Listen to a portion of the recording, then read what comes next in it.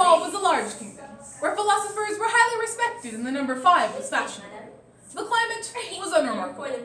The knights kept their armor brightly polished, mainly for show. It had been centuries since the dragon had come in. Yes, Dad. Now there were the usual periodic problems with royal children and uninvited fairy godmothers. But they were always the sort of thing that could be cleared up by finding the proper prince or princess to marry the unfortunate child a few years later. All in all, Linderwald is a very prosperous and pleasant place. Cimmerine hated it. Shut up, Bruno. A princess is supposed to be beautiful, kind, and dainty, with knowledge of etiquette, dance, embroidery, and knowledge of. Cimmerine, the 7th daughter of the King of Linderwald, is so much more.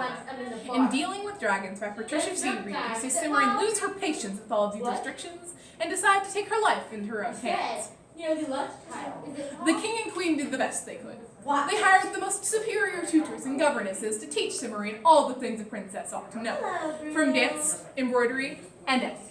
There was a great deal of etiquette, from the proper way to greet a visiting prince to how loudly it was permissible to scream when being carried off by a giant. Cimmerine found it all very dull, but she pressed her lips together and learned it anyways. When she couldn't stand it any longer, she would bully the arms master into giving her fencing lessons. When she was 12, her father found out. Fencing is not proper behavior for a princess. Why not? It's simply not done. Aren't I a princess? Well, yes, of course you are, my dear. Well, I fence, so it is too done by a princess. And that was the end of Cimmerine's fencing lessons. When she was 14, her father discovered she was making the court magician teach her magic. How long has this been going on? Since you stopped my fencing lessons. I suppose you're going to tell me it isn't proper behavior for a princess. Well, no, it isn't proper. Nothing interesting seems to be proper. And that was the end of the magic lessons. The same thing happened over the Latin lessons from the court philosopher and the cooking lessons from the castle chef. A few weeks later, Cimmerine's parents took her to a tourney in the next kingdom over. She was quite sure they were only doing this because something had better be done about her, and quick. She kept this opinion to herself. Anything was better than the endless rounds of dancing and embroidery lessons back at home. Cimmerine realized her mistake almost as soon as they reached their destination, for the king had a son. He was an exceedingly handsome prince, whose duties appeared to consist entirely of dancing attendance on Cimmerine. Isn't he handsome? Cimmerine's lady-in-waiting said. Yes, unfortunately he isn't anything else. He has no sense of humor, he isn't intelligent, he can't talk about anything except her niece. And half of what he says he gets wrong. I'm glad we're only staying 3 weeks. I don't think I could stand to be polite to him for much longer than that. But what about your engagement? What engagement? I overheard their majesties discussing it yesterday. We're going to announce it on Thursday. Cimmerine went to see her parents. They were annoyed and a little embarrassed to find out that Cimmerine had discovered their plans. Well, it's not exactly a brilliant match, but we didn't think you'd care how big his kingdom is. It's the prince I don't care for. That's a great pity, dear, but it can't be helped.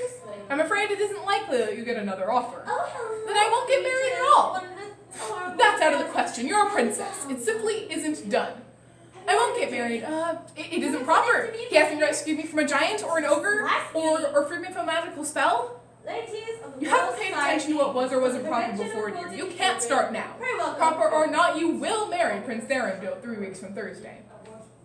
Cimmerine left in disgust and went out to the castle gardens. I'd rather be eaten by a dragon. That can be arranged. Cimmerine looked down to see a small green frog looking up at her.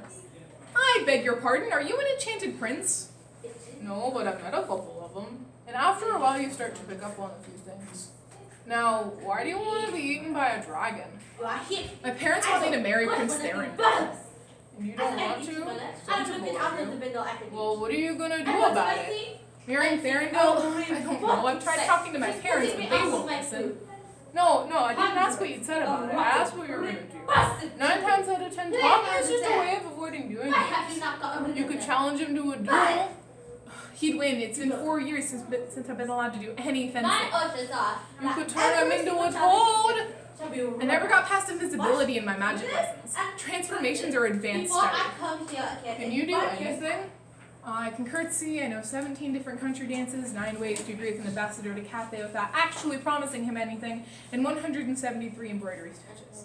Oh, and I can make a cherry's jubilee. The castle chef taught me that before father made him stop. Well, I suppose there's no help for it. You'll have to run away. Do you want my advice? Yes, please. Go to the main road outside the castle and follow it away from the mountains. Keep on until you reach a hovel. Once you get there, walk straight up to the door and knock 3 times and snap your fingers and go inside. There's some people there who will be willing to help you if they're in the right mood and you're polite about asking. And that's all. Thank you very much. Cimmerine spent the rest of the day being fitted and fussed over by her ladies-in-waiting until she was ready to scream. By the end of the formal banquet, at which she had to sit next to Prince Thorindel and listen to endless stories of his prowess in battle, she was more than ready to take the frog's advice. So late that night, when most of the castle was asleep, Cimmerine bundles up 5 clean handkerchiefs and her best crown. She then dug out the notes she had taken during her magic lessons and carefully cast a spell of invisibility. It seemed to work, but she was still very careful as she snuck out of the castle. After all, it had been a long time since she practiced. By morning, Cimmerine was well outside the city and visible again, walking down the main road that led away from the mountains. The road was hot and dusty, and she began to wish she had brought a water bottle instead of just the handkerchiefs. A little further on, she came to a tiny, wretched-looking hovel covered in cracked and weathered great boards. The door hung slantwise on a broken hinge, and Cimmerine looked doubtfully at it. But she'd followed the frog's advice this far, so she thought it'd be silly to stop now. So she brushed off her skirts and put on her crown so as to make a good impression. She then marched up to the door, knocked 3 times, and snapped her fingers, just as the frog had told her. She then pushed open the door and went inside. Inside the hovel was cool, dark, and damp. Cimmerine found it a pleasant relief from the heat of the outside, but she still wondered why no light seemed to be coming in through the cracks in the boards. She was still standing in the doorway when a voice crossly said, "Is this the princess we've been waiting for? Why don't you ask her?" "I'm Princess Cimmerine of Linderwall. I was told you could help me." "Help her? I think we should just eat her and be done with it. Now, let's hear her story first." So Cimmerine took a deep breath and began to explain about all the things that weren't considered proper behavior for a princess. She then told the voices that she had run away to keep from marrying Prince Thorindel. "I don't know, except that I would rather not be eaten. I can't see who you are in this dark, of course." "That can be fixed." A moment later, a small ball of light appeared above Cimmerine's head. She then stepped back very quickly and ran into a wall. The voices belonged to dragons. "So just what is it that you're asking us to do for you?" Dragons are very fond of princesses, aren't they?" "Very. That is, I've heard of dragons who have captive princesses to cook for them, and so on. Couldn't I do that for one of you for a while? It's a perfectly respectable thing to do, so my parents couldn't complain, and anything would be more interesting than dancing and embroidery." "No proper dragon would come out looking for dragons." "Well, I'm not a proper princess then. I make Cherry's Jubilee and I volunteer for dragons and I conjugate Latin verbs. So there." Here! You can't be serious."